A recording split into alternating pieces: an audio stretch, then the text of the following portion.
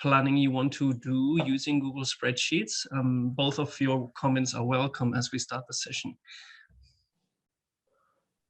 Well, I think it's about like I'm looking to use Google Sheets for just creating a business plan. But the good thing is like the Turn provides about like a template and really made my life easier. So, but the way that I'm using Google Sheets for is generally for creating a like what is it called, the cash flow forecast. Mm-hmm. And you've been using, obviously, the financial planning tool that Turn has provided. Yeah, that's a good thing. Yeah, like right. I've been provided with a template, so it's really great.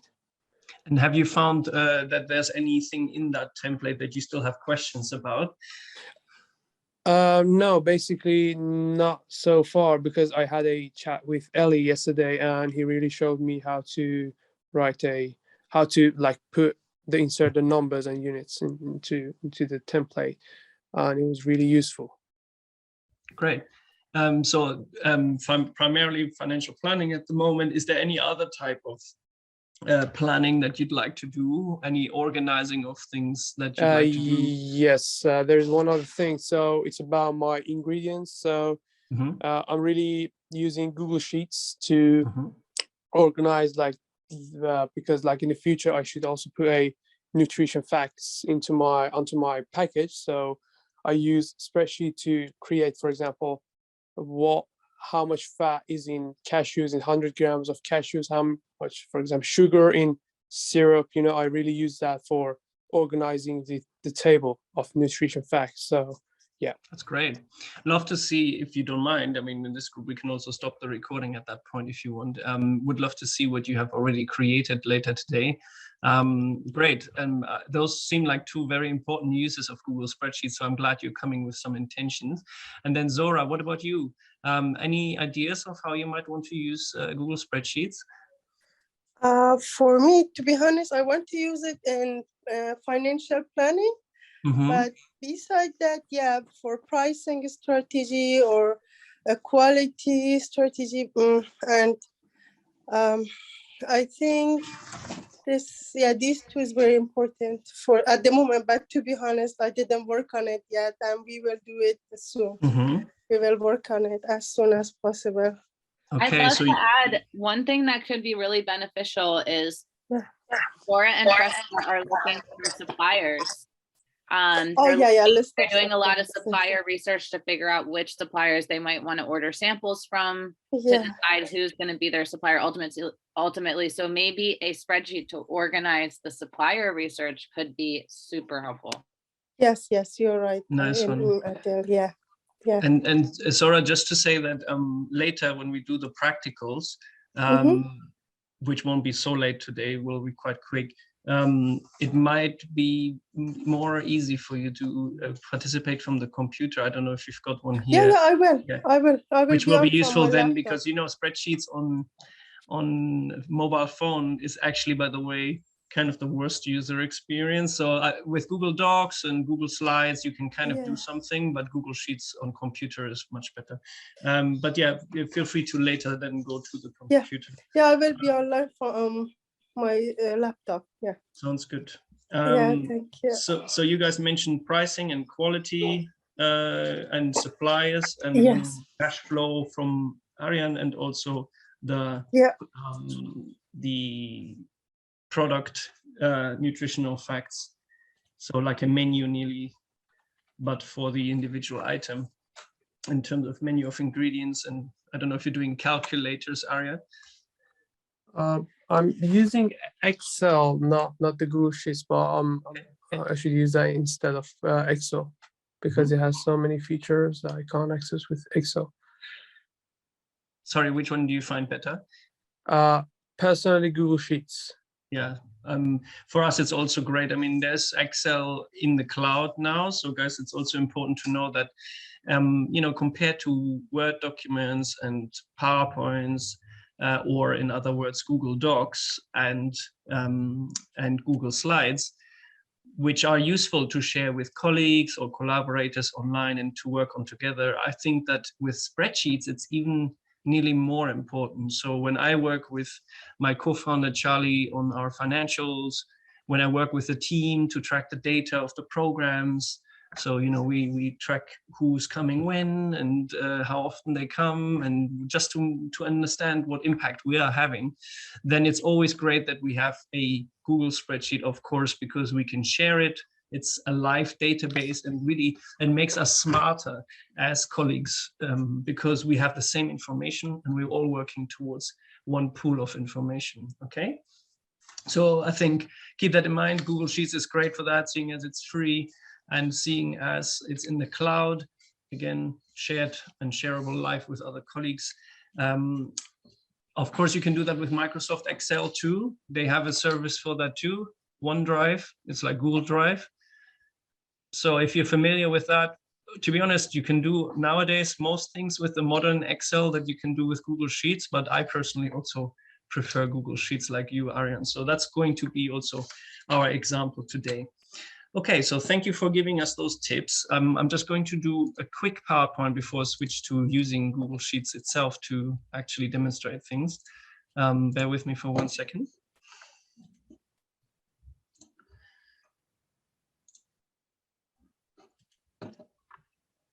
Okay, let me start the screen share. Just want to make sure I've got everything in order.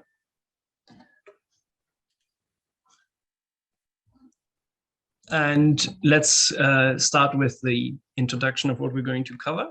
So what we want to do is to become spreadsheet masters. That might take a little while, but until then we can start by using the templates that other people have made who are very experienced. So that's a good starting point. I tend to use templates when it's a more complicated system that I want to set up, and I think a lot of other people may have already thought it through. So if I want to do a accounting spreadsheet or such, I may actually look for one created by accountants that they might have made available free of charge on the internet, and I might make a copy and then use that. We want to learn how to use templates and integrate them with existing spreadsheets that we have. So that's something we're going to do today as well. And then we want to learn how to use the more advanced features and customizing these templates. So that might mean recoloring, reordering, etc. And really, that is always good in order to make it useful for you. That people who make templates, they have their own way of thinking, they have their own business model, etc. And it doesn't always completely apply to you. You can add a lot of fun things to a spreadsheet in order to make it more useful. So customizing it is a step we're going to cover today. You have seen that there are formulas, especially in your financial planning spreadsheet that you've been using in the program. Those formulas auto-calculate from picking one cell and another and summing it up, or from one cell in a product, so multiplying it with another cell. You can use it to do maths for you. So in other words, these formulas are really useful to save time and accurately calculate numbers. So it's going to be useful for you to use formulas like that. And we are going to learn how to use them even when we're making a spreadsheet from scratch. I want to make sure you understand how to use filters so that information can be seen all together and sometimes in a very specific set of information. So imagine you have a database full of products, learning how to filter a spreadsheet so to make it a view of only one part of the information is something we're going to learn too. But more than anything, it's supposed to be interactive. So I also hope you can ask questions and contribute to the session. Raymond, you've joined us. Welcome. I earlier asked the others whether they wanted to contribute any topics to cover in terms of the things they want to achieve using Google Sheets. If you could write in the chat box I don't know, I know you've joined from the iPhone, but I'm not sure if you can type in the chat box from it. Then please feel free to contribute to add a topic or so. I'm happy to cover it later. So yeah, please use the chat box to contribute, okay? So let us go straight into the tool before we actually start trying things out ourselves, okay? I will make first a spreadsheet from a template, and I'll show you how to do that. And then we can all work in that spreadsheet together. Now that we're not such a big group, I think we may want to try things out in there live, okay? So let's do that first. Give me 1 second, I'm bringing up the actual spreadsheet so that we can get going. Just a minute. Okay. So I'm showing you from now on a live demo of my internet browser. I'm navigating from Google Chrome. And the idea is we want to start with using templates, okay? So if I go to my URL bar and I type in sheets.google.com, which I'm also going to post here in the chat for you guys in case you want to just click on it, then I can actually go to a custom page which is just for Google Sheets. It's kind of like a part of Google Drive. And you can do things like clicking here to create a new blank spreadsheet, which is completely empty. Or you can go to the template gallery. You can also search all your spreadsheets. Or you can just go by a recent list of spreadsheets. Okay, this is going to be useful for me because this way I can actually look at the templates I looked at earlier in preparation for the session. So I opened these spreadsheets, some of which were made by somebody else and some of which I have already copied. Now, let's start looking what Google itself has gathered here in terms of the templates, seeing as that's our starting point today. You can click here on Template Gallery, this button here, and you can see a few first templates. So there's an invoice template, which could be useful. Some of you might say, well, I could also make an invoice in Google Docs. That is true. But the difference is here you could calculate the sum of your line items. So imagine you're charging a client for, let's say, Raymond, in your case, maybe you have a catering job and you're charging them for portions. You want to multiply that by a price that you have set. Maybe you want to add something like a logistics, so the cost of transport, and you want to sum it up automatically. Well, a Google spreadsheet is much better for that than a Google Doc because it will do the calculations if the formulas are set up correctly, okay? So that will be one example why you might want to use Google Sheets. You can then print an invoice, and we can look at how to print from Google Sheets as part of the demonstration as well. Other templates here are things like a timesheet. If you have colleagues or if you have employees, you will be able to do a timesheet that might be useful for you if you want to be that detailed. There's a financial statement template, which was made by Xero, which is one of the bigger accounting software firms in the world. There's things like an annual business budget. This is something that you kind of already have in your financial planner made by Tern and that you have been starting to use in Takeoff. There's things like an expenses report, which might come in later when your employees submit expenses. Things like a purchase order, which comes before an invoice in some cases, depending on your process. A shift schedule for employees. I mean, I don't have to read all of them to you, but the point is you've got project management, financial, and personal organization templates in here, okay? So let's open the invoice one as an example. I can just click on here in this Sheets gallery, and it will then actually automatically create this spreadsheet for me. So this is not a template anymore. This is already now a spreadsheet saved in my Google account. Okay, I can show you that that's the case. I can first rename it here at the top and say invoice Fred's template, for example. And if I go to my Google Drive, and I go to recent, you see that it's already been created. Do you see that? Invoice threads template. So that's really quick, isn't it? That means you can't lose it. It's in your Google Drive. That's the good news. It will also show in the Sheets interface, which is the link I sent you guys earlier. So do you see it's now here under today? So the most recent spreadsheet that was created. So you can see Google Drive and Google Sheets, they're linked up. Google Drive is the big box. Google Sheets is a smaller box inside. Now, let's look at this template first. You can obviously immediately modify all information. You can start by going to the privacy of the sheet because it is in the cloud. So if it's sensitive information or private information, you want to make sure that it is actually secure, right? So it should only be shared with the right people. So you can click on File, Share. And right now, this is restricted to only people that have been added. So only people who have been added directly with their email address can actually open this sheet, okay? Now I can start by putting Adele and Eli here.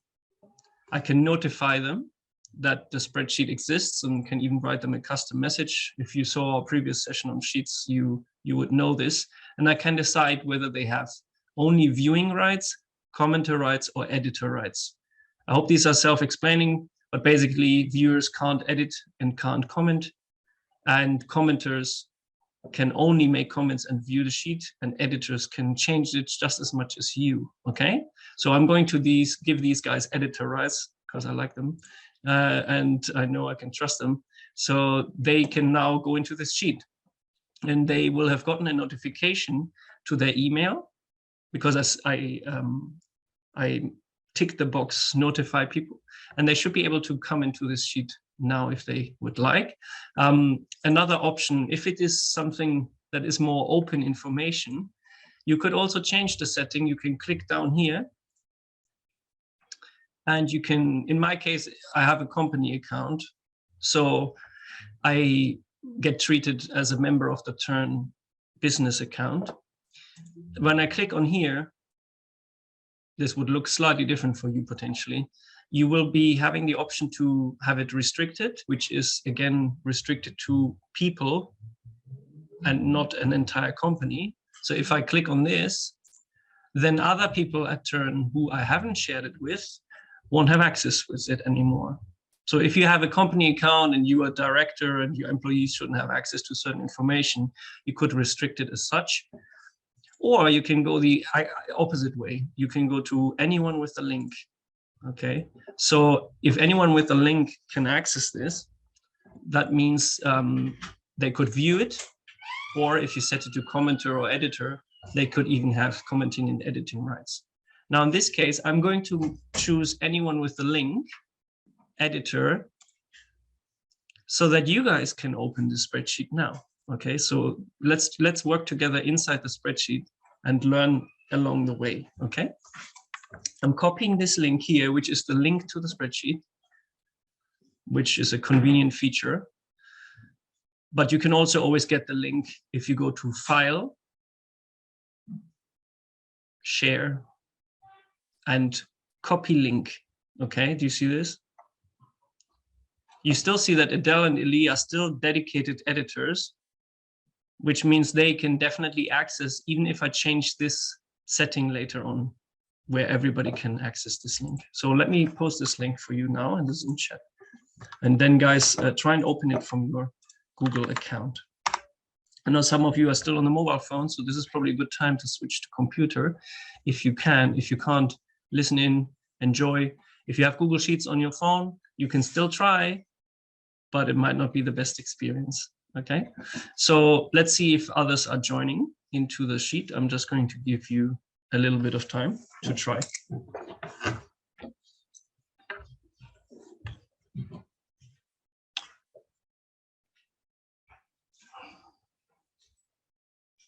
I see Zora, you having a Windows update. Thanks for letting me know.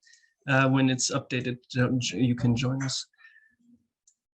Ray, Ariane, can you open the sheet? I'm not sure if Ray is still with us. Not at the moment. Ray seems to have scrammed for a moment, but Ariane is still here. Okay.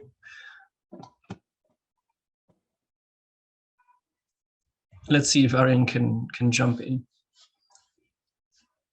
Yeah, sorry, just 2 seconds. No worries.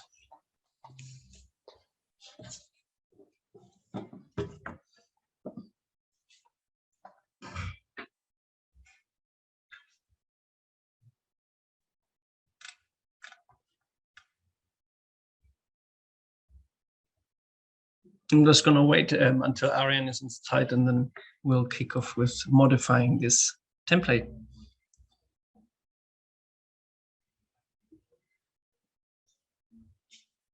I hope you guys can't hear the street noise too much. I have so much street noise here. We can hear a little bit, but it's good. It keeps things interesting. That's good. So Adele, can you please come up with a custom company name here? Well, I still can't find it. Okay. So did you click on the link? So I'm in my Google Drive right now. So right. Can you try and click on the link that I posted in the chat, Ariane? Then you'll be able to join us straight in this sheet. Yeah, because the problem is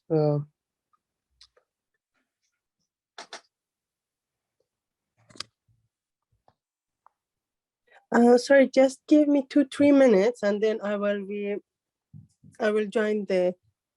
Sounds good. Yeah, this.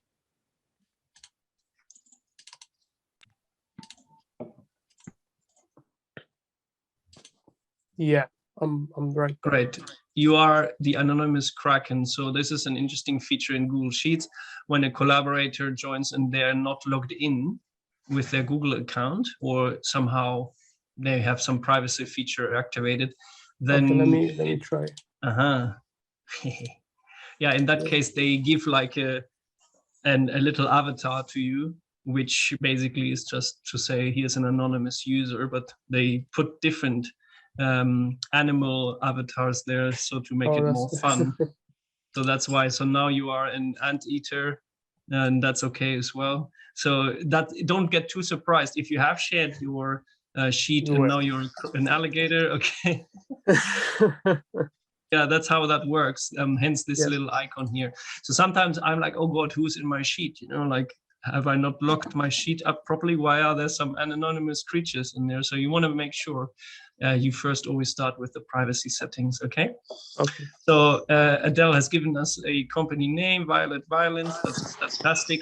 And of course, you can immediately edit the different cells. In this case, they have each line item here as its own row, okay? So I know this is basics for most of you, but in essence, you always need to think of a spreadsheet as a table, an interactive table, which has columns and rows, right? So again, the columns are the letters. In this case is for 8 letters, so 8 columns. And it has 27 rows, okay? So in some cases, a spreadsheet starts out with infinite rows and infinite columns because they want to give you as much room as you'd like. But you can delete columns, hide columns, insert columns, and so therefore you can add or remove things from a spreadsheet. In terms of the template that we have here, of course, we could just go about entering information. So even Ariane, feel free to change some of the information. This is just for a demonstration. I wanted to show you a few fun things that you can do. You can, of course, change things like the branding. If you feel like eventually your invoice should be in your company branding, which could be nice, you could change the cell background color or the color of the writing, so of the text, the font as they call it in digital design language. And you could do that perhaps here at the top. In this case, you can see I'm actually marking 3 cells because cell B3, so B3, yeah, the crossover between these 2 lines, and then C3 and D3 they are all not merged as cells. So they're separate individual cells, which will be easy to understand if we click on this item here, where you can set the borders in your spreadsheet. And then you can mark this and add borders around the cells. And then you'll see, actually, these are individual cells still, okay? So one thing you can always do, I can show you that there are in fact 3 separate cells. Yeah, you can merge them if you want to. So you can mark them and then you can merge the cells and suddenly it's just one cell, as you can see. Yeah, this is just something nice to know. And you can also unmerge cells and make them separate again. In this case, they lost their formatting. So I had to apply the formatting again with the lines. Now it's going to look nicer, of course, if I merge it. And then I can change the background color of this single cell. Maybe I want to change it to this company purple. And then I can't see the text anymore. Oops. So I want to change that to white. And suddenly we can see Violet Violence, and that kind of looks on brand considering the name that Adele chose. And if I want to apply this in other parts, like say, for example, here in this invoice field, then I can do it the same way again. So I can just change it by marking this cell and then going to these options here at the top. This is the fill color and this is the text color. So the background color and the text color. Or I can be a bit quicker. I can click on this item and I can apply paint format, this little paint roll, and then I can go to invoice and suddenly the same formatting has been applied to this cell, which is kind of fun and neat and kind of quick. I'm going to go back. Ariane, why did you try that? Do you mind trying taking the Violet Violence formatting and applying it to invoice again? Meanwhile, I'll try and give Zora the spreadsheet link again.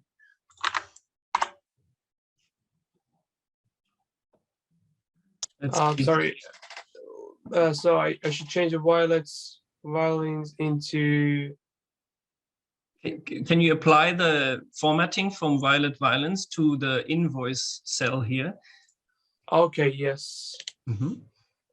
By using the format painter. Yeah. If you want to pick it, you click on the first cell.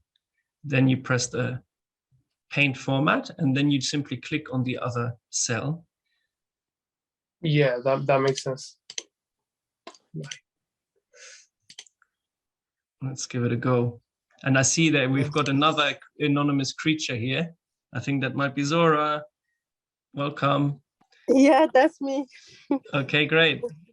Okay, so whilst Ariane experiments, he has made the violence disappear, or somebody has. That's not a problem. No, it was me. Sorry. It was Zora. No problem. Yeah. No problem. Yeah. But the good news is we have also the redo and the undo buttons, right? Undo, So yeah. that's always good. Yeah. Okay, one of you has to do it. Please copy the formatting down to invoice.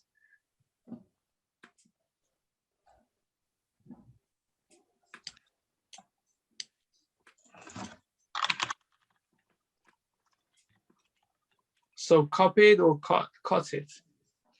So let me show you one more time. Let's say now you might have changed the color, which is absolutely fine. But if I now click on this item, do you see what I'm doing? I'm clicking. Yes. No. Are you perhaps not on the Zoom? Of course, I understand. If you Yeah, go to yeah, basically I'm on my phone right now. So. Okay, and then if you click on, I'm not sure if you will see the same interface, Ariane, but on the desktop, you'll be able to see the option Paint Format once you have clicked on a cell, like I'm doing. And do you see how there's now an outline around it? Yeah. Yes, yes. That means the style is currently copied. And then if you click on any other cell, such as this one, for example, bloop, then that style has been applied there as well. Do you see? So Zora, now that you're on the computer, can you try that? Yeah, sure. You can plug, can apply that style to invoice field. Yes, exactly. Nice one. Next one, what's kind of neat here, it says submitted on the 1st of the January 2000. That's a bit long ago, isn't it? So let's change that. We'll remove it, the number, and instead of having that manually entered, what we can do is we can enter a date field. Okay. So to do that, we can click on a cell, insert, and let me see what we would do. Actually, it will be a little bit easier if we go to data validation. And in this optional menu, you see that the cell has been marked. It's the cell D9, so D9, yeah? And you can click on this field here, this drop-down menu, and you can put date, okay?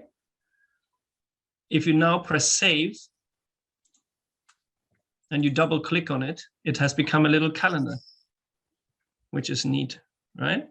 And once you click on one of these numbers, you'll be able to change it to a different date. So let's say January 1st or January 3rd, 2022, and suddenly that shows up, and you can always change it by clicking. So yeah, please double click on it and change it to a different date.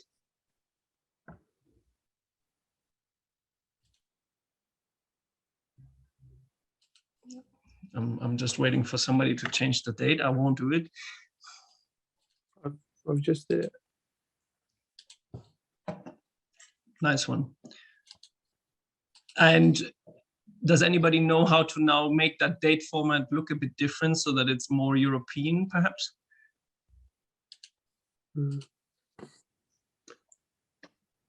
What do you mean by European? So let me show you just briefly. If you look at the screen share, you click on the date field, you now know that it is a date field. So it's a special function inside Google Sheets.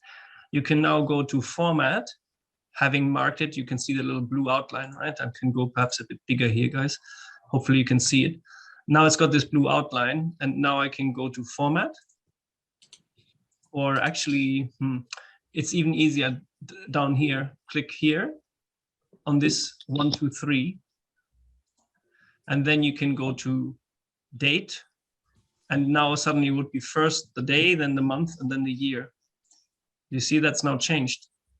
But it's still, does that make sense? Yes, yes. You can also go one step further. You can click on this 1, 2, 3 where it says more formats. And you can click down here on more formats one more time. And then on more date and time formats. And here, we can even custom configure how the date looks. Okay, so we could go for Tuesday, even the day is spelled out. That could be one format, and you can see, oh, now it's too little as a field to show the whole format. So we could maybe merge a few more cells. I'm marking multiple cells, and then I merge it, you see? But now it's not so neatly aligned. It's aligned to the right. Can somebody align this cell to the left? Do you know how to do that? Yeah.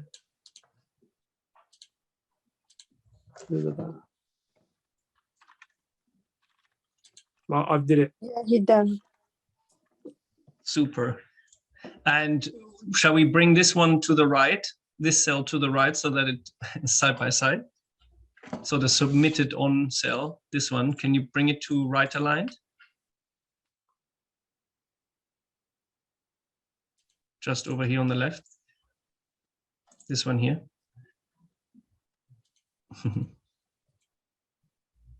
To the right, like line to the right, yeah.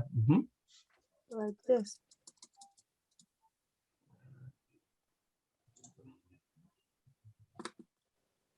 Nice one. Good. Making progress. So this is a great start. We see a few more things that we can do here to customize our template. So we learned how to change the background color and even the text color. We learned how to merge cells. We can also unmerge cells. So disconnect the cells. We've seen that we can make borders around parts of the table if we like. So if you scroll down and you see this field here, it looks neat the way it is, but just for the sake of demonstration, I'm going to mark all these cells and I'm going to click on this grid here where it says borders. Then I'm going to even be able to select the line color if I want. So I'm going to go for this blue, and I can even decide what kind of line I want to make around the cells in the table, right? I'm going to go for a terribly thick line, which won't look nice, but just for the demonstration, I can now click either to make the inner borders, all borders, including outside borders, or even just in between,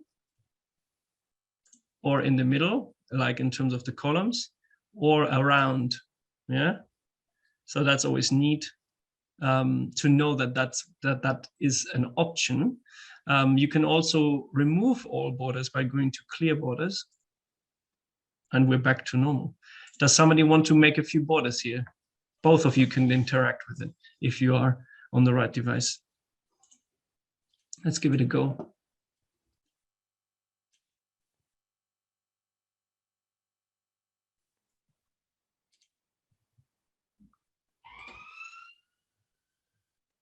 Very good.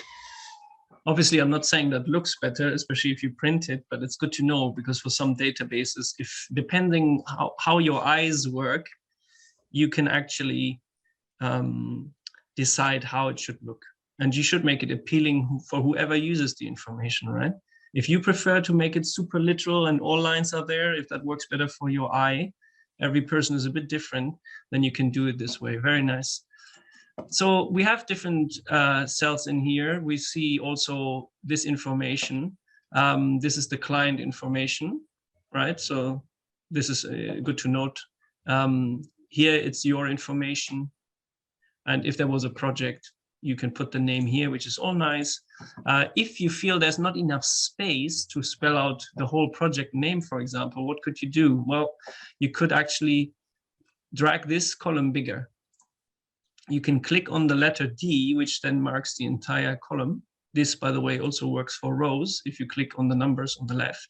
Yeah, so you could mark a whole row. But let's do it for column D. And then let's drag it bigger. Whoop. And it changes for the entire column, right? But now we have a bit more space. Not a problem, right? And we can also go back and make it smaller. Does somebody want to drag column D big for a moment? Let's give it a go.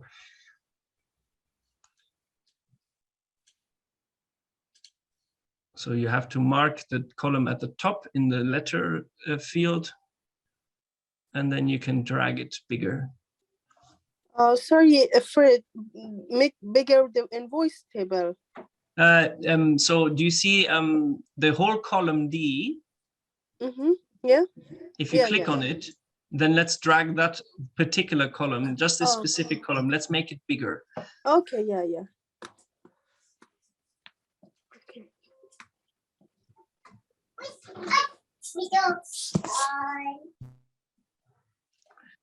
Nice one, well done. So we know that we can make it bigger, or of course you could also make it smaller. The same works for rows, right? So if I want to make column 1, which is very small because they just made it for a visual little feature, they made it so that there's a line at the top. You could drag column 1 really big if you wanted to, bloop, and suddenly it's this big line. Or you could drag it small and it's a subtle line. So, you know, spreadsheets, they communicate information. And so it's all about making them tools that are easy to use, especially for yourself or anybody else who uses it, right? It needs to convey the information logically in a way easy to use, right? Ariane, did you have a question? No.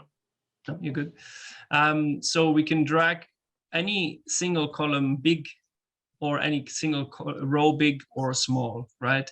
That works for columns and that works for rows.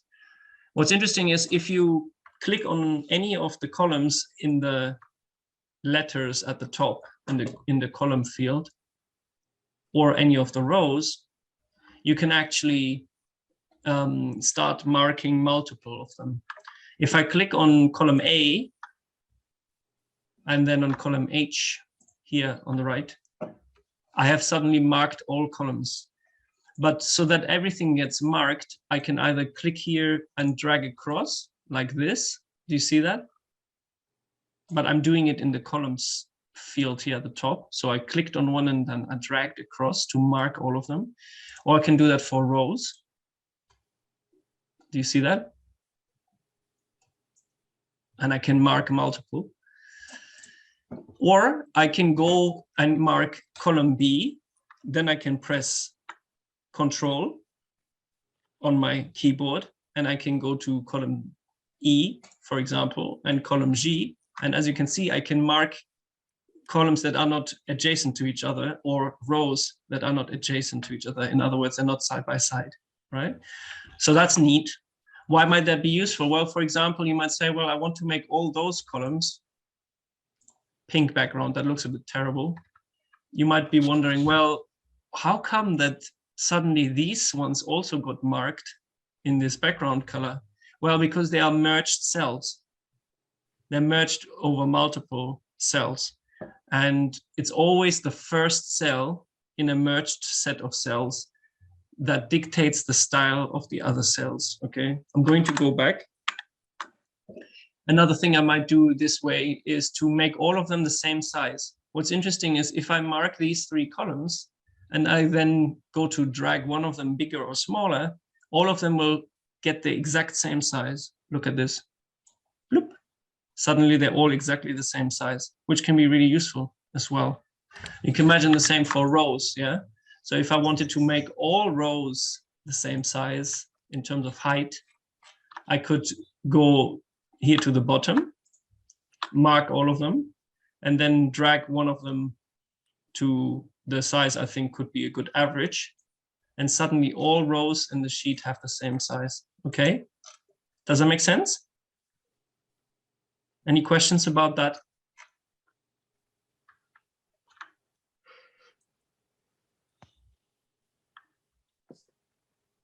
Maybe not. Okay, seems clear. So formatting your sheet is really, really useful because then eventually it becomes something that you'll use again and again. Another neat little feature that we can use is to copy a template tab from a Google Sheet into another sheet. So let me show that to you now. I see Freshta is just joining, by the way. Let's join her into the session. Hi, Freshta. Okay, she's still joining. Hi, Freshta. Can you hear us? No, not yet. Freshta, hello. Welcome. We're doing demonstration. Hi, of Fresh. Welcome. I do apologize for late. My daughter, she had appointment. Well, I hope she's fine, and thank you for joining. Thank you. And we're just demonstrating how to customize a template from Google Sheets. Next up, I wanted to show you a few things. You can copy the sheet into a new spreadsheet. So this is just for the one tab that has been created so far in this Google spreadsheet. Or you could copy it into an existing other file on Google Sheets that you have already created. So for example, if you have a database and you want to add a template to it, you can just copy the tab from one sheet to the other, which is really, really useful. And can allow you to keep things in a single place, okay? So if, for example, I wanted to copy this one into an existing spreadsheet, I can then search my Google Drive and I could say template. And let's say I want to copy the invoice template into my business budget template. I click on this and then I press select. And then it has copied that tab into the other spreadsheet, which is really useful. Because as you go through other template galleries on the internet, you will find lots of cool stuff, but you may not want to have one spreadsheet for each thing. You may want to integrate these, okay? If I now click Open Spreadsheet, I will see another template, which I have, but I have now got a business budget tab, which was from this original spreadsheet, and I have the invoice tab, which is from the one we just modified, okay? Now, this one is now only a copy. So if I change the original that we have been working on together, it will not change this one here. That is a copy inside another sheet. Do you all understand what I mean with this process? It's just very useful as you find templates online. I think Arian. Dora, yes, sorry. please. Yeah, sorry, Fred. Can you repeat the last sentence because I couldn't get what they mean? So when you copy the tab from one spreadsheet to a completely other spreadsheet file on Google Sheets, it becomes an independent copy. So it doesn't synchronize the changes from your original into the copied spreadsheet. Okay? Okay, yeah. Does that I make sense? Yeah, So, I understand. We cannot bring changes, to that one. Exactly, because, and that's also really useful because this way, people who make templates, they don't have their original changed, right? People make a copy, they integrate it into an existing spreadsheet, and they can then start working independently to modify it, okay? So this is really useful. Another feature worth mentioning is that you can hide and unhide rows and columns. I guess many of you will be familiar with this. Do you see this little field here? These weird little arrows? And do you see the numbers 21 and 23? What's missing? 22, right? So if I click on these buttons, suddenly there's an additional row that was hidden. I don't know why. Somebody who made the template had hidden those rows, but hiding a row means it doesn't show at the moment, but it's still there, okay? So even mathematical formulas pick up those numbers that are in those kinds of rows or columns. They just don't show to the naked eye, yeah? So we can't see them until we unhide them or show them again. So to do that, if I go back, you can either click here to unfold the hidden columns, just like I did, and it shows again. Or you can mark multiple rows and you can click right and then unhide. And then once again, it shows, yeah? So it's good to know if you want to hide some information for a moment because maybe there's too much information on the spreadsheet and you don't need to see all of it at the same time, then you can use this function to hide a row or a column, such as, for example, this one here. Let's say we want to hide the column that you guys are sitting in here at the moment. I can right click here at the top in the column letter H, and I can go to hide column, yeah, and suddenly it's gone. But it's still around, and I can also unhide it by clicking on this little arrow, and it's back again. Okay, so that's useful. Meanwhile, in the same right click, we can also delete a column or insert a column left or right of the column that we're currently in.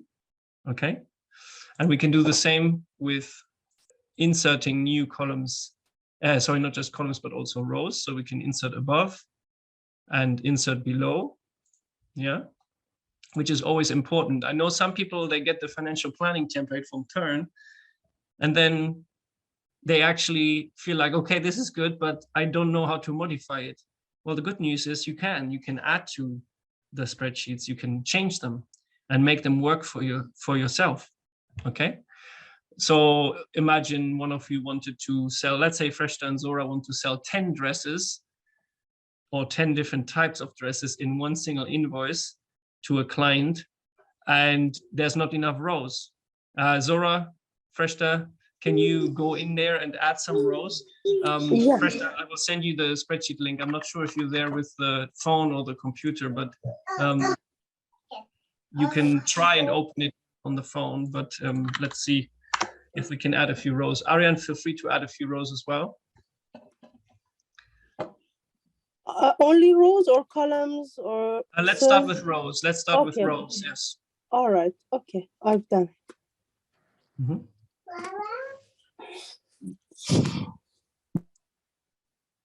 Okay, nice one. Okay, some people have added a few columns, which is also not bad, but yeah, let's not do that at the moment.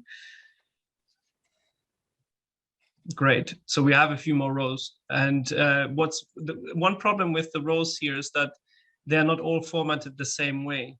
I can show you a nice little trick on how to change that.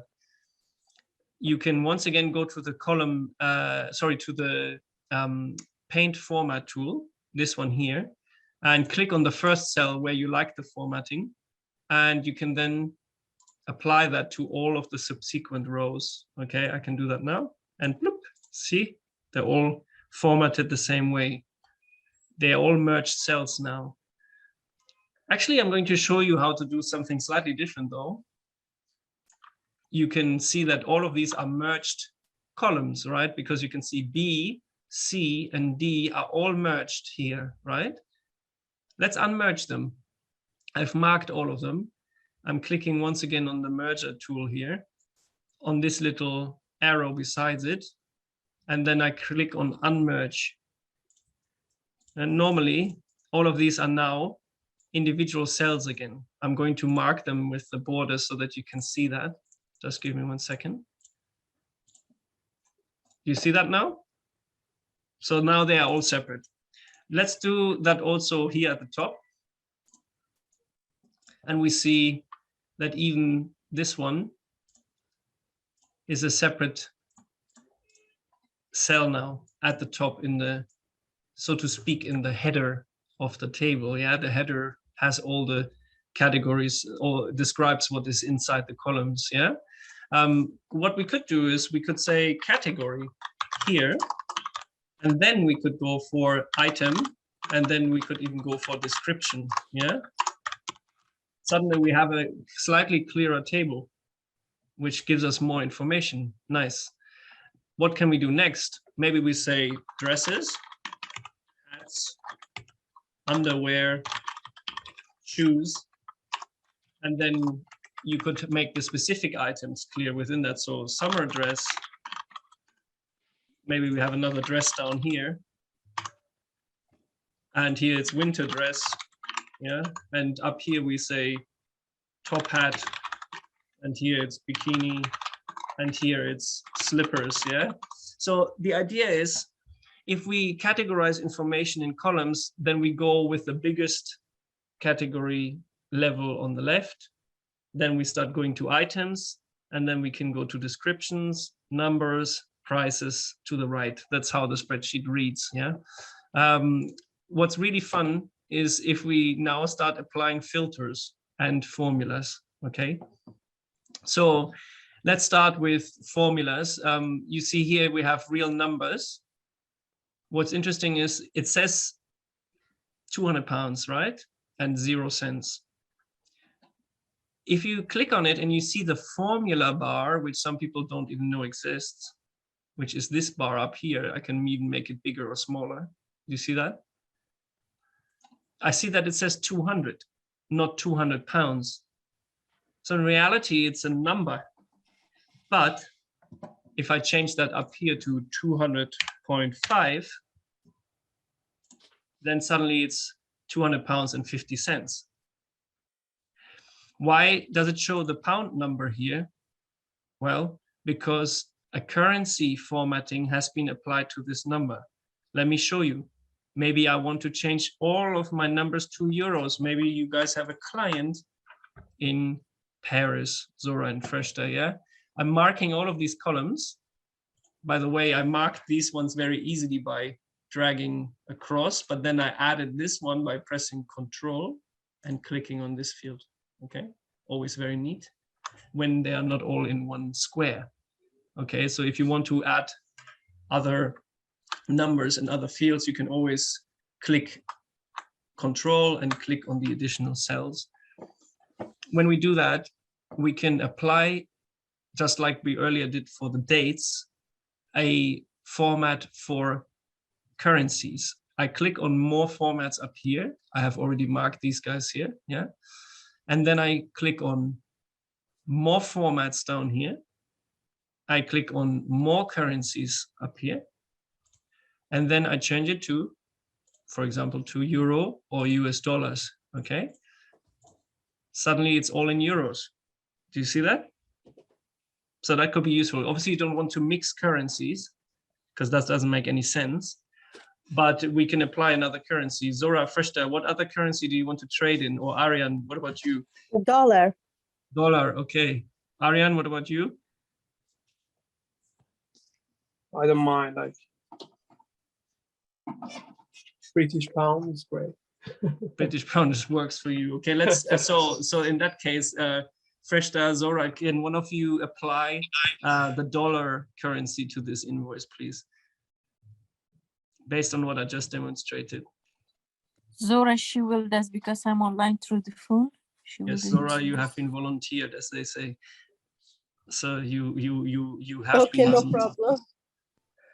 I will go forward.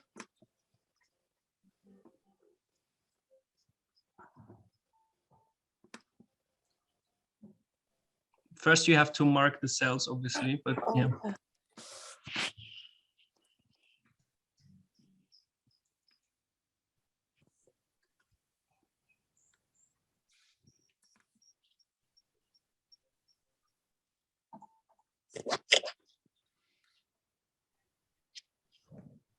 Just waiting for you to apply. Take your time. We will also take a little break in a few minutes, and then we'll come back with more.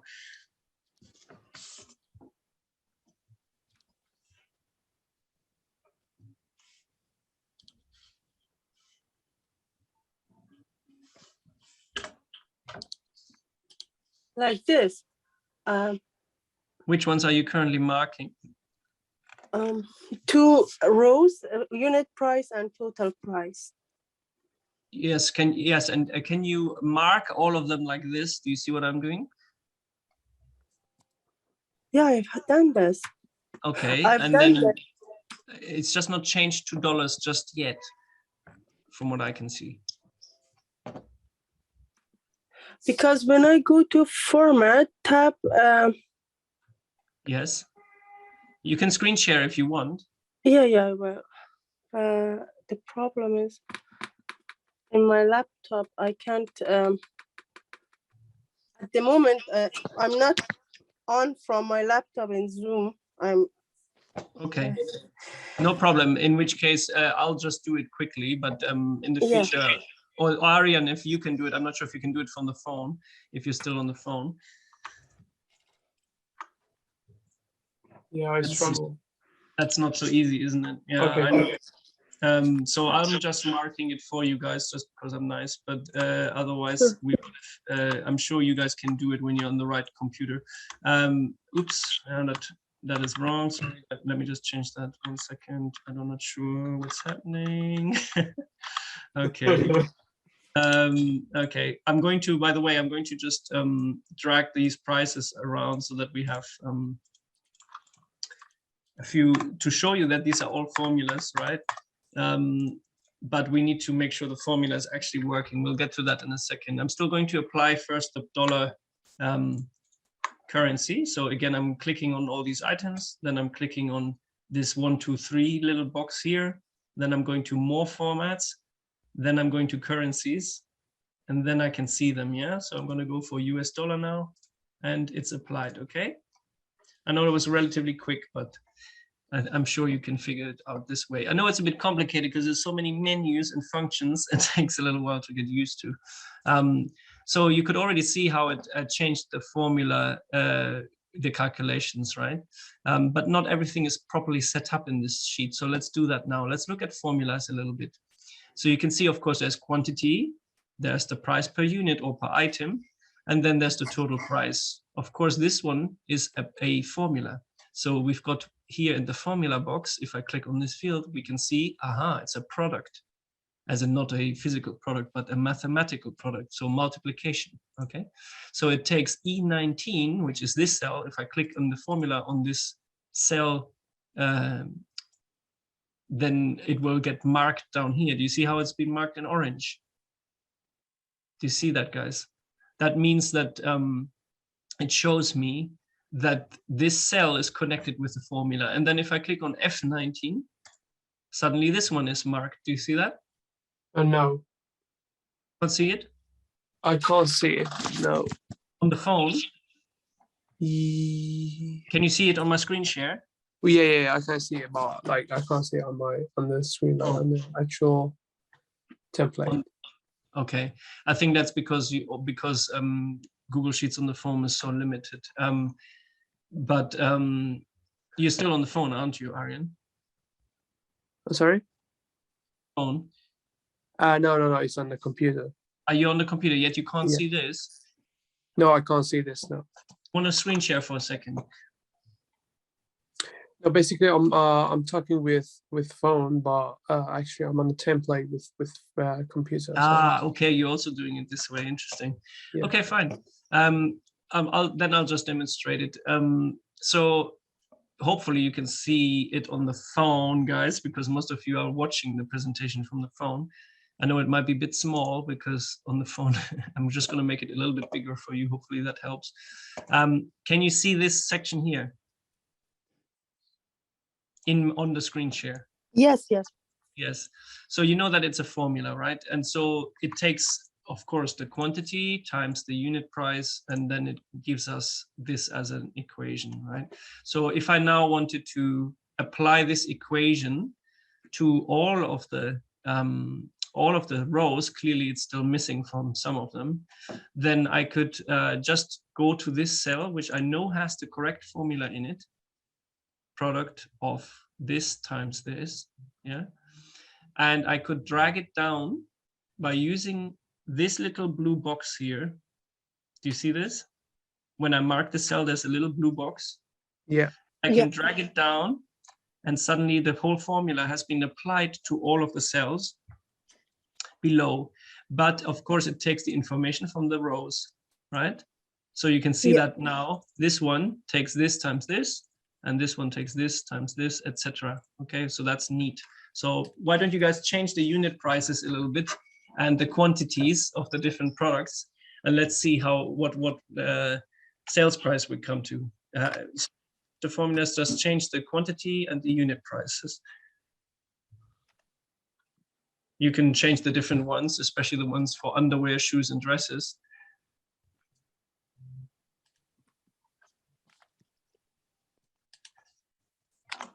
To do that, one thing that I like to do is for the cells that have formulas, I tend to like to give them a specific background color so that I don't get it mixed up, because it's a formula, right? So what I might do is I might mark all of these, and I might make them, for example, a light blue, just to make sure I know that all of those are auto-calculating, that don't normally have to touch them, right? All I have to touch is the other fields. Nice.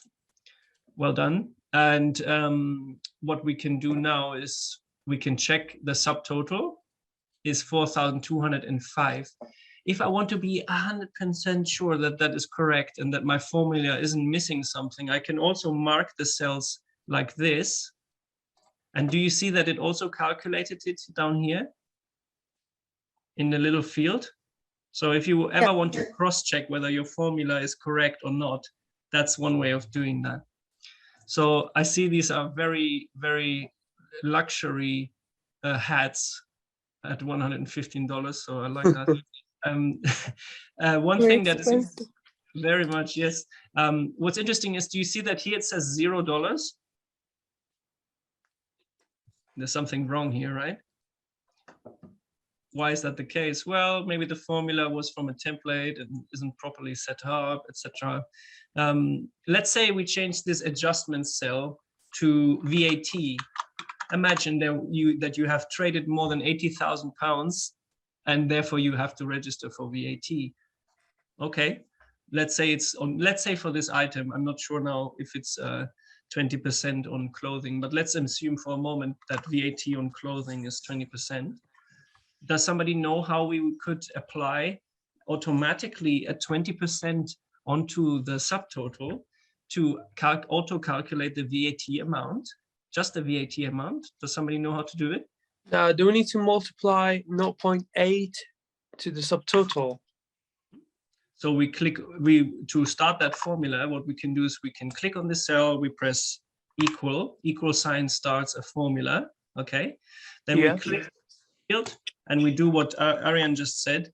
We do multiplied by, well, we can do actually not by 0.8, but by 0.2, right? Because, yeah, sorry. I thought you mean the like total price after, like the net. We'll do that in a second, yes. We can also write 20%, or we can write 0.2, right? Which is the same as 20%. But let's go with 20% just for the demonstration. And suddenly we know, aha, there's 781 pounds of VAT. Okay. And then we do what you said, Ariane, which is to take a sum, click on this item and click plus or press plus. Yeah. And then click this one. And then, of course, we have the total, right? Oh, great. So that's always nice. I know most of those things are obvious. You guys have used spreadsheets before, but it's always good to know how people got there, you know, in the first place. I see Raymond is joining us again. And so, yeah, this is now a neat invoice template. I'm going to zoom out a little bit. Again, you have this box here to zoom, just to show you how it now looks for the client, you know. We have a few extra columns and rows, a few extra rows here, which we don't need. So I'm going to delete them. Sorry. And we wanted to show you how to print it, right? So if you wanted to print it to PDF, for example, so let's do that quickly. File, print.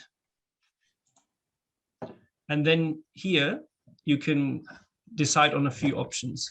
So you could first go for current sheet or selected cells.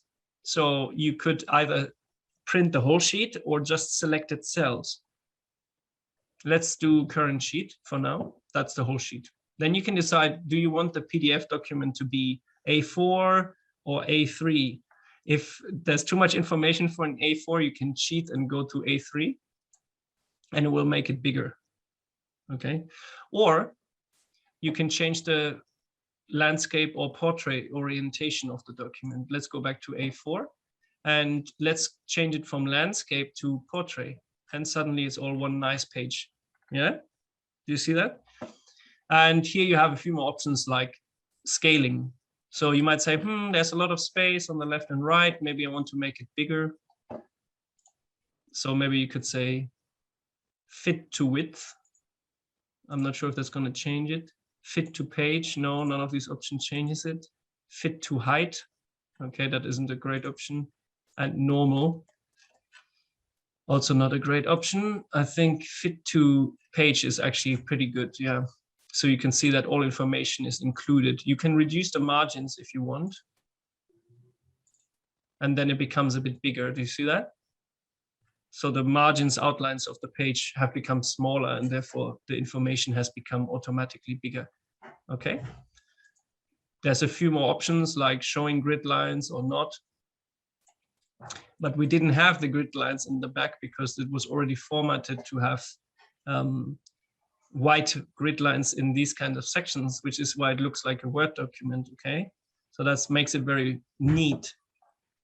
You could click to not show notes just in case you ever made any notes in the actual cloud document.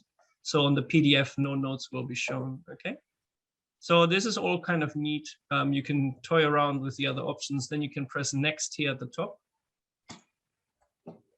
And then you can print it to Microsoft PDF or save as PDF, which is the option I tend to go for. Yeah. And then you can press, you see the preview and you press save. And then you can download it to your computer. From there, you could also upload it again to Google Drive, attach it to an email, etc. Does that all make sense, guys? I assume yes. Okay, great. So I think now is a good time for a little break. I need to check actually how much time we have left. Just a minute. But we've learned quite a few things, but not everything. So I want to give you a 5-minute break, but I also want to check. We have another 45 minutes if you want, so we can keep going. I want to show you still how to filter. and how to do a few more formulas. And if you then still have some questions, we can just address questions that you have, okay? Shall we do a 5-minute break? I think everybody likes a break. No, let's keep going, please. Yes, you prefer, yeah? And Zora, Freshta, what about you? No problem. Okay, fine. Then I will. Then No I will. problem for me. Okay, I will grab a glass of water. Eli, feel free to take a break because it was offered if you want. I'm just going to quickly grab a glass of water. Just a second.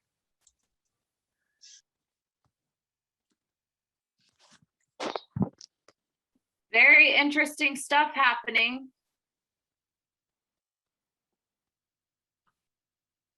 Learning stuff I never even knew about spreadsheets.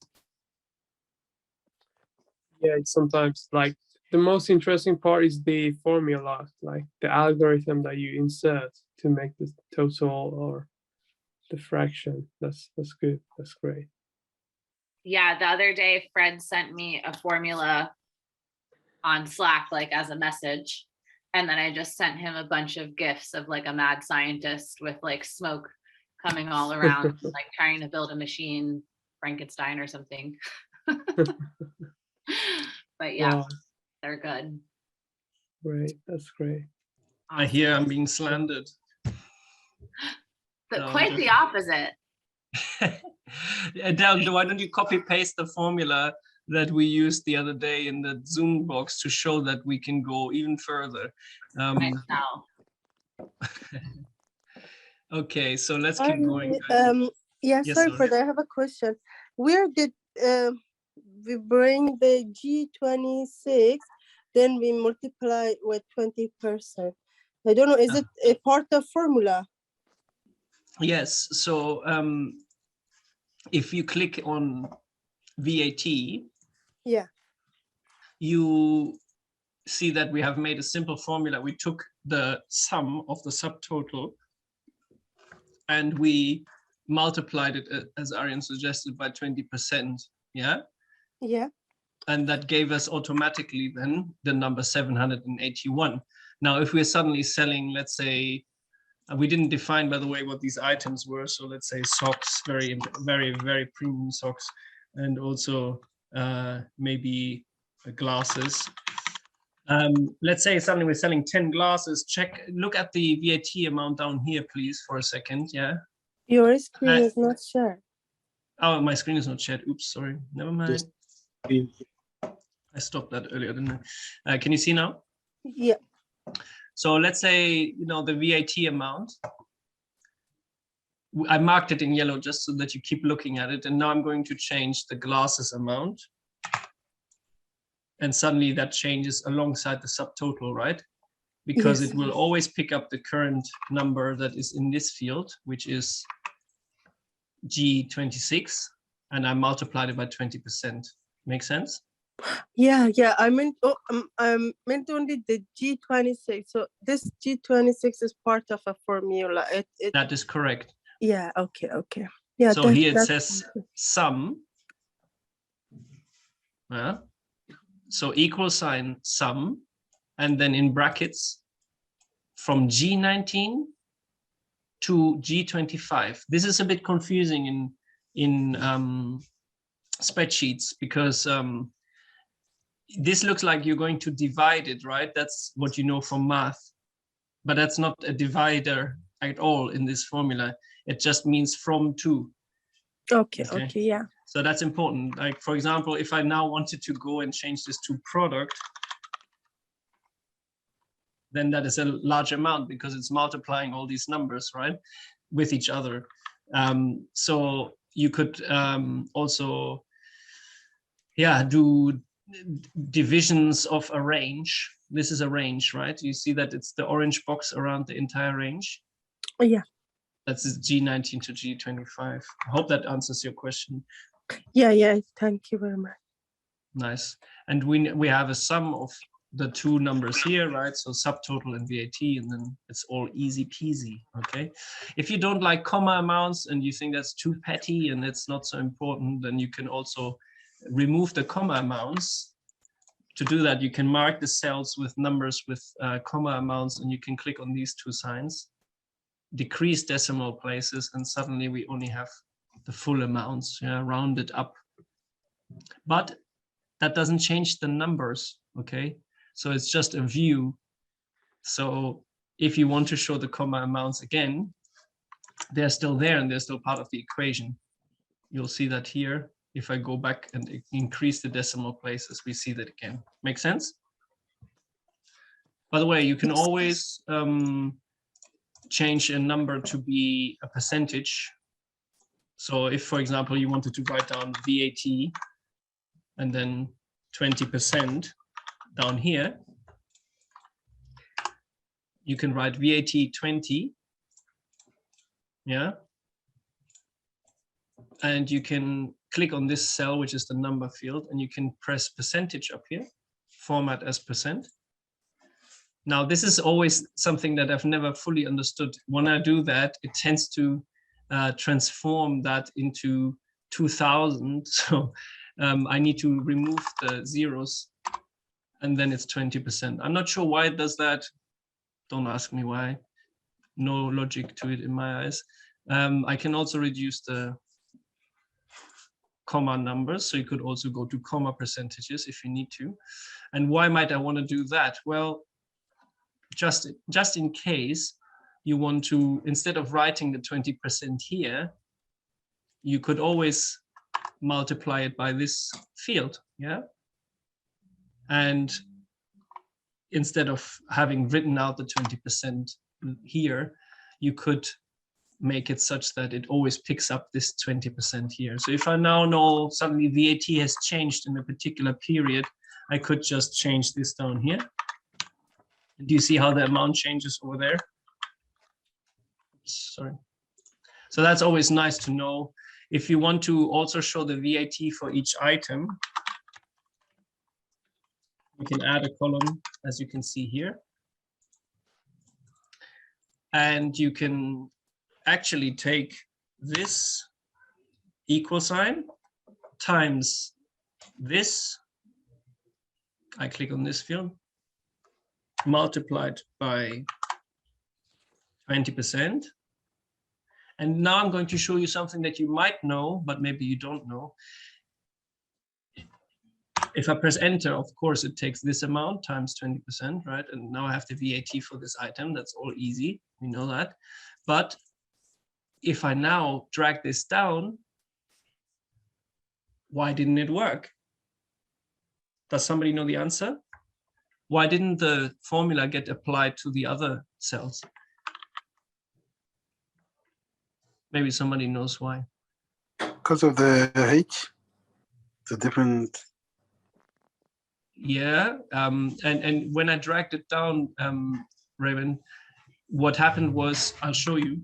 When I dragged the formula down, normally it could work, but unfortunately now, do you see what is being multiplied with G21, which is correct, which is this price? If I scroll down, this cell is empty, right? So you need to teach the spreadsheet, so to speak, when it's supposed to always multiply by the same cell. And how to do that? Does somebody know how to do that? So that it's always going to multiply by this one when I drag the formula down. Does anybody know? As in, like typing in the correct cell? Well, that's an option. So absolutely. So we could go and actually make it manually for each of them, right? Like this. And then we can obviously get it, right? You're right. That's one way of doing it. But another option is to actually go to this first one that I wanted to replicate across the other rows. And I can use the $ in front of D and the $ in front of 28. Oops, like this. Okay. What that means is that it will, when I drag the formula down, that cell will always stay the same. This is like the $ in formulas is actually not about the currency. It's just a symbol that allows you to fix the column and fix the row of a cell that gets picked up by the formula. I know this sounds like rocket science, but let me show you in a second. Yeah. That's so nice. It's really useful, actually. it changes a lot in your equations. So now that I've applied that, D28, so dollar in front of D, always the same column, and 28, always the same row. Now this will stay the same. I press enter. This number stays unchanged because that was already correct. And when I now drag it down, bloop. Does that make sense? Now what had happened, Yeah, very D28, does that make sense, Zora? Yeah, it makes easy because instead of going for each row and each column, just drag down the first number and then others will be changed automatically. Correct. So it is really a total time saver for money stuff. Yeah. Hope that helps, because this is sometimes the hardest to get this to work for you in money terms. So this way you can inform yourself and your clients and such. And this is just an example, of course, the invoice template, but I think it's a neat example. One last thing I wanted to show you on this template before we go more into question and answer mode is to filter. Okay. Now I know it's not a database, but imagine this was a database and these were your headers in the database, right? So maybe we want to even change the color so that it's a bit clearer that it's the top. Yeah. That's how I tend to format databases. Now, what do I want to do with data? I want to maybe filter it, yeah? So let me just bring the information back here. Can somebody help me with naming these items, please? Just the item names I need. Yeah, bags, jewelries. Okay. Yes.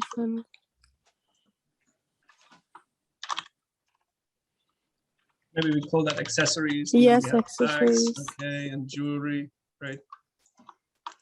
I'm going to drag this down, makes it easier. I think I haven't spelled it correctly. Oops. Jewelry. Okay. And then I'm going to put some prices here as well, just to stay clear. And I'm going to drag my formulas down. I can even mark multiple formulas, as you can see, and apply them. Like, well, that didn't work. Sorry, one sec. Here we go. Great. And what I wanted to show you now is how to filter, okay? Imagine you want to filter by category or by price. You can click on the cells in the header like this and mark them. We've learned how to do that, right? And they're now marked. I know it's not so easy to see because it's blue on blue, but if it was, let's say, yellow, you would see that I've marked these, yeah? And once I've marked them, I can go to data and filter, and then I can start filtering items. I will show you how to do that. It's sometimes when you're inside a spreadsheet that has information at the top and where you only want to filter a certain part of the spreadsheet, it's better if you mark not just the headers, but all of the items you want to filter. Do you see what I'm doing? Like this. So I've now marked all of the table that I want to filter. I do not want to include the totals because those should stay separate, okay? I'm now going to go to data, create a filter. And now do you see these little cones that have appeared? So now I can filter. When I do that, I can now go by sort from A to Z. And suddenly we've got accessories, dresses, glasses, hats, shoes, socks, underwear, nice and neat. And of course, bags and jewelry, and the information against the numbers has stayed consistent. The rows haven't changed by accident because the filter has been applied across the entire row. Does that make sense? So now it's a really nice little database. I can now sort by quantity. From Z to A is also from small to high numbers, and from big to small numbers, and A to Z is from small to big numbers. Yeah. I can also sort by the total price. So you get the picture. Yeah. Sorry, Fred. Where did you go to insert the filter? So Ray, when I was on this, I first marked all the cells I wanted to filter, and then I went to data, And then when there is no filter yet applied, so I'm just going to go back on the sheet here on the changes so that we have none applied. Do you see now they're gone? I go to data, create a filter, and suddenly they're all there. Yeah. But I have to have marked the range entirely. Thank you. Welcome. This will really be helpful for you guys, because then everything becomes super, super neat, whether it's a database with contacts, with categories, whether it's your expense tracker, or whether it's your, your cash flow forecast. All of that could be filtered and all of that could be sorted. In a way, the word filter is misleading. It's not just a filter, but it is also a sorter. What you can do is you can also filter in and out certain items, okay? So for example, I might say, well, I actually want to filter out all accessories. So in this tick list, I can deselect accessories and suddenly they don't show anymore. But remember, they are still there. They're not deleted. They're just filtered. Do you see how this symbol has changed? It means that this column is currently filtered. I can also unfilter it, as in show all, by clicking on it again. I can go to select all, or I can simply click back on accessories, which was unticked earlier, just like this. And then I can bring them back. And I can filter them again, just like I want, okay? Does somebody want to manipulate the filters here for a second? Just try it out.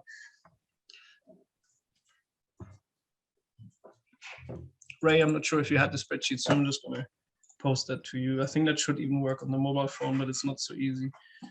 No, I don't have that, but I'm actually I've created my, because I'm trying to do I have a rota, but I'm just doing it nicely that I can calculate the wages according to the hours totals, and then I inserted the formula for how much each person gets paid per hour. So nice. I'm just copying on a normal sheet. But can I get the link, please? Please, I've just sent it in the chat box. Dankeschön. Bitteschön. And okay, so for me, guys, this was the first demonstration I wanted to make with you, because I felt like even this invoice tool, funnily, could be quite a neat little piece of demonstration. But of course, the same logic could be applied to things like a database, a cash flow forecast, a rota, a weekly schedule. Do you get the point? Does anybody want to talk now for the remainder of the time, if you want to use it, about any particular questions that you have? So is there anybody who has got any questions? I see now that I had forgotten to turn my camera back on, but here I am. Does anybody have questions? I'm going to stop screen sharing for a second and hear you out first. Yeah, my question is not related to this lesson for today, but I have a question from Adil, because yesterday we worked on our brand booster brief, not template, was brief, but I don't know if it's ready, or does Adil have any question or anything? I submitted your brand booster today, Zora, so we're all good. Okay, great. Thank you, Adele. Thank you very much. Yeah, hopefully tomorrow we will work on our web booster brief then. Nice one. Yep, you're all your ducks are in a row. All lights on green. Nice, exciting. Yes, Ray. Just a quick one on the brand booster. So there's the web brief. So which one is supposed to be finished by the 10th? Because there's the brief where it's yeah, Raymond, you're good. Your brand booster's already in, so you're just waiting now for your coach will get in touch with you when your first potential brands are offered up by the designers. What about the web brief? That's the one. Just work on it in the next few weeks. you want to submit it as early as possible. But we won't be submitting web boosters until until your brand is finished. So you have at least 3 weeks, and then it's also the holidays. So you have until the first week of January before that web booster brief needs to be completed. Fred, I have a question about spreadsheets. Nice. Okay, this is a really dumb question, I think, but I still don't know how to do it. How do you insert many rows at once? I know how to insert 1 row, but I don't know how to insert like 10 rows. And what if I need to put in tons of information? Yeah, this is such a great question. To be honest, like there is a cheat and there is a real solution somewhere, hopefully. So give me 1 second. I need to look something up.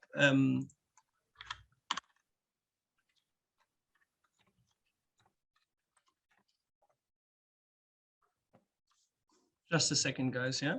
Because on Google, it works quite differently to Excel.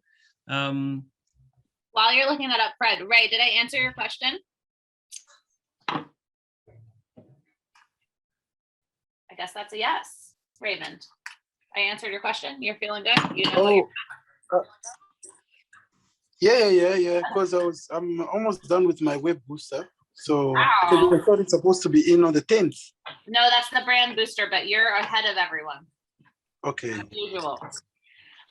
If you'd like to make your next build week meeting with Ellie about your brand booster brief, or ask Ellie to have a meeting with you about your brand booster brief so that you guys can go over it and see what else needs to be done.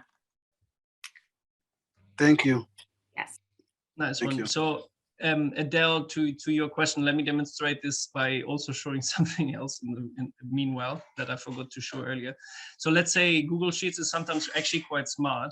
So if I put January into this cell and I drag it across, it will make the other month, which is always fun. Yeah, which is neat.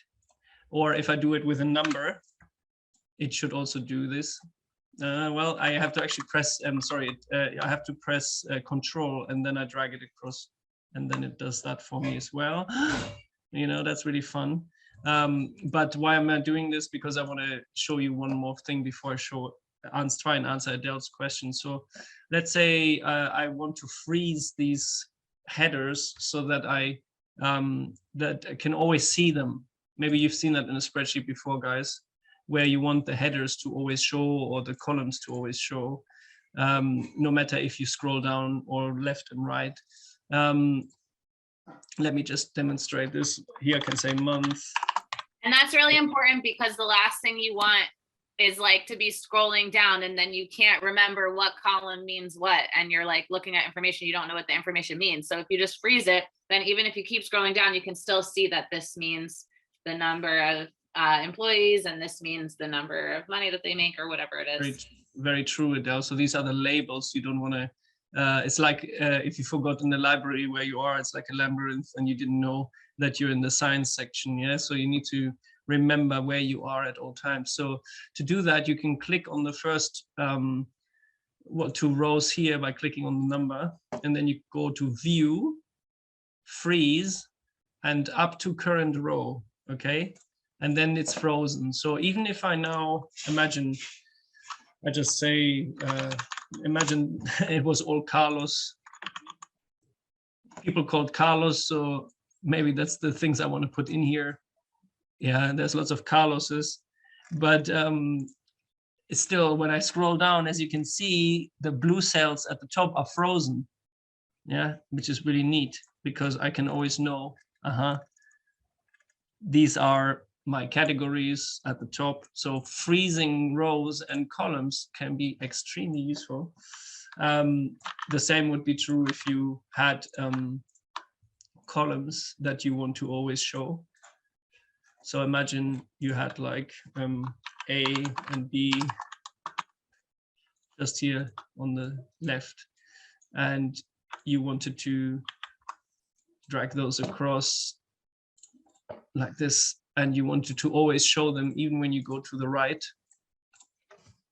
Then imagine, sorry, that Carlos, or let's say, you know, I don't know, puppies and cat babies. Okay, let's drag those guys to the right. It's just an example, okay? That doesn't have to make too much sense right now.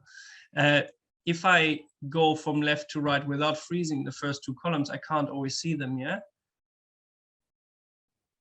But if I freeze them by clicking on column B, which is the furthest one out, I can go to view, freeze, up to current column. And then when I scroll to the right, I can always see them, okay? Really useful in some cases. Like this way, when you use spreadsheets like that, especially when you make contact databases and such, it's extremely, extremely useful. This way, it really becomes a tool that you can use on an everyday basis, where it's easy to find information. Now, Adele, finally, to your question, I felt I needed to first put the spreadsheet in a place where it makes sense. I will try.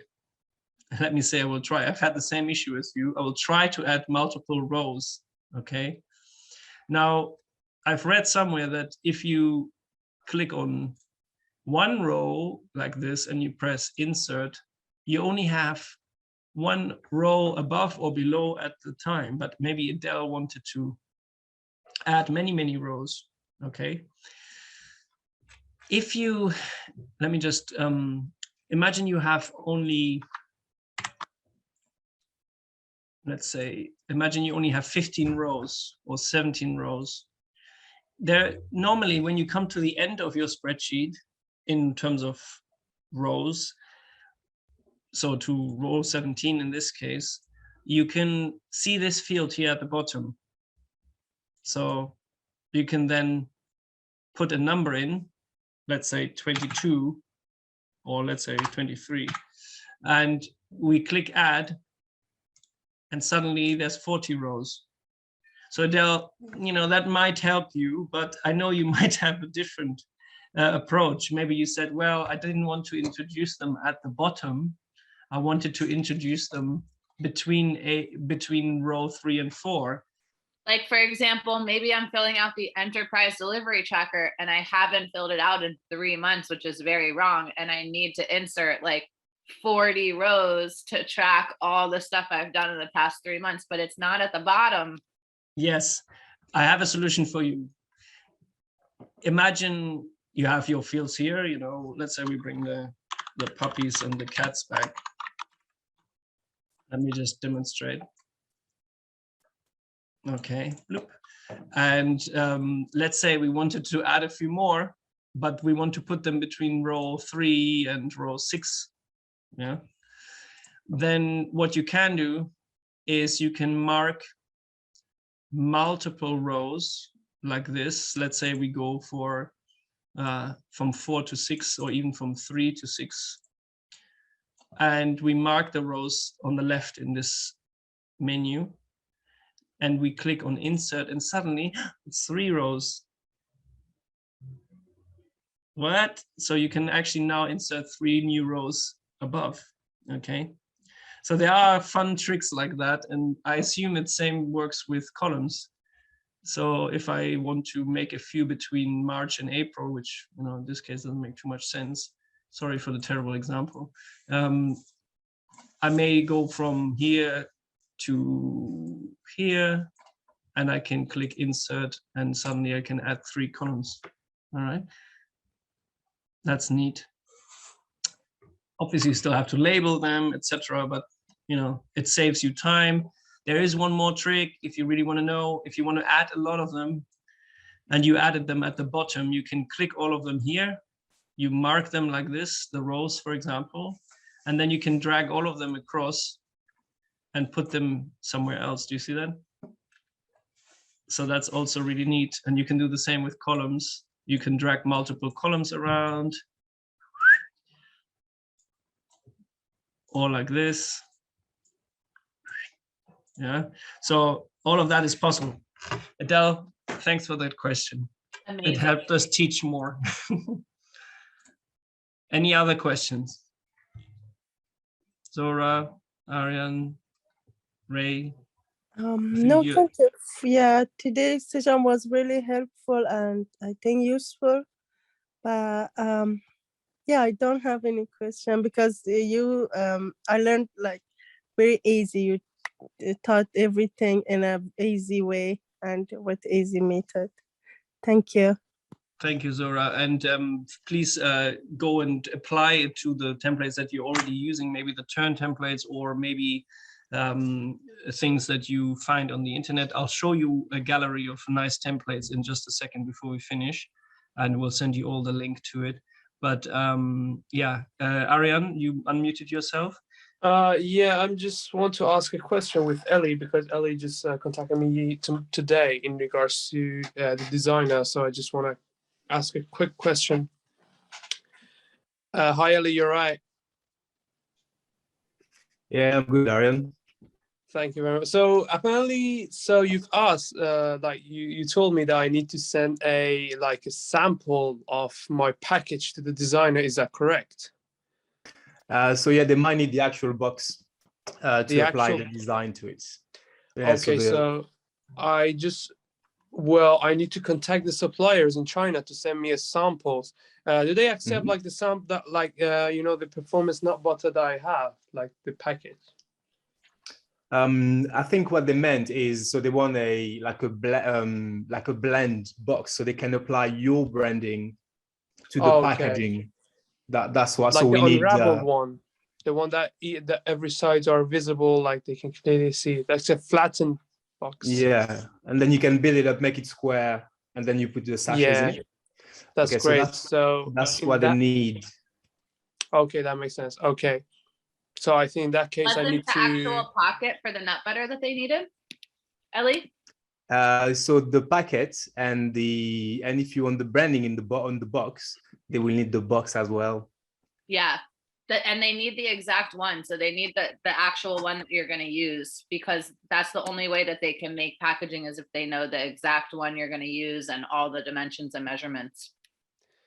Okay. Okay. So I will try to request a sample from my Chinese manufacturer, and in order for maybe focus on the actual squeezer thing that you want to put the peanut butter in.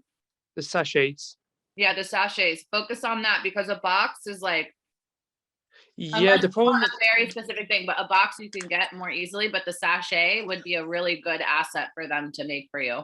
Yeah, okay, so for the sachets I can send because I don't have any design on that, or that there's no thing, but I can send my competitors sachets to the designer and ask them, because I want the same same references, for example, the nutrition facts. And it's more so they're going to need the exact. You can send definitely competition, that's a great idea, but also you want to send the exact actual product that you're going to buy, the actual packaging product supplier that you're going to buy from, because they need to see the measurements to be able to design it. But maybe you guys can take this conversation offline. Okay, that's right. Thanks, guys. Thanks, Ariane. In terms of, you guys probably saw what I put in the chat box, really useful for you. And let me just give you a quick overview. HubSpot have made a lot of templates that you could use. They've got 20 Google Sheets templates that you could customize, similar to the one we used. Do you remember this one? We made it better, didn't we? Well, you can do that too. So invoices, this budget tracker with income and expenses. To be honest, I wouldn't recommend using this one, because I think we can provide you guys with a better template. Financial statements, don't get too bogged down in that just yet, maybe, but at some point this will be useful. But you might be working with your accountant to find a format that really works for you. So don't waste too much time too early on with that. I would suggest an expense report, which is like knowing how many expenses an employee had and listing them, a purchase order, and some interesting marketing tools, a contact database, a sales dashboard. All of that can be useful at some point. If you want to do project-based work, you can use a project timeline, etc. Yeah, there's lots here. I think it's quite useful. Don't get carried away. Focus on things you really need right now. If you want to toy around and try things out, feel free to do so, but focus on things that you need. And remember, things like product launch and such, well, it's something you already have loads of templates from Turn that are custom made for you. So I would do things like find an expense tracker, an invoice template, etc. Okay. Remember, you can always make a copy of the invoice template that we made today if you want by clicking. Let's just go back one more time in case you liked it so much. You can go there and go to invoice threads template and go to the, I'm going to delete this one. Well, yeah, I'm going to delete this one. But you can change this one if you'd like and make it your own. So go to File, make a copy, and then you can copy to your own Google Drive and rename it, okay? Really easy. That's the same way it works with other templates that you find on HubSpot, or, I mean, I showed you at the beginning, you can also go to, if you remember, sheets.google.com, and you'll find the ones that are made by Google. So you'll have similar interesting templates in here. Okay, so explore, enjoy. This is a life skill as usual, so it's going to be useful. And I'm glad you were here. Thanks for showing up for yourselves. And thanks, Ili and Adele, for sticking around. Thank you very much. Thanks for your help, support, advice, lessons, sessions, everything. My pleasure. Thank you. Thanks, everyone. Have a good evening, guys. See you soon.